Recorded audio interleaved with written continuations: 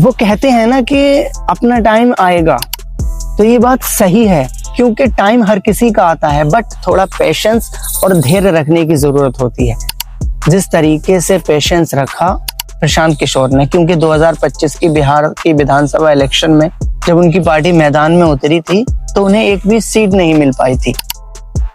उन्हें मात्र 3% वोट मिले थे, जिसकी वजह से बहुत सारे कैंडिडेट्स की जमानत तक जब्त हो गई थी, बल्कि बहुत सारी सीट्स पर तो उन्हें नोटा से भी कम वोट मिले थे। उस समय लोगों ने उनका मजाक उड़ाया, उन पर मीम बनाई और कहा था कि वो व्यक्ति जो दूसरों के लिए स्ट्रेटेजी बनाता है वो खुद ही अपने लिए स्ट्रेटेजी नहीं बना पाया और उनकी पार्टी टाइम फुस हो गई।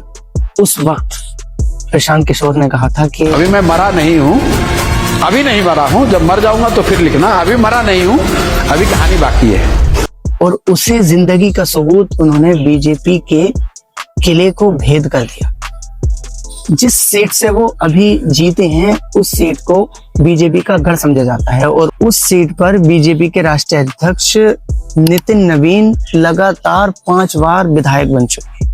और प्रशांत किशोर ने यह भी आरोप लगाया है कि बीजेपी के कुछ लीडर्स ने इस सीट के बारे में कहा था कि अगर हम इस सीट पर कुत्ते बिल्ली को भी खड़ा कर दें तो वो भी जीत जाएगी, क्योंकि बीजेपी को इतना विश्वास था, उसे यकीन था, क्योंकि उसका गढ़ है। लेकिन प्रशांत किशोर ने बीजेपी के इसी मजबूत किले को भेद दिया है और जीत हासिल कर ली है।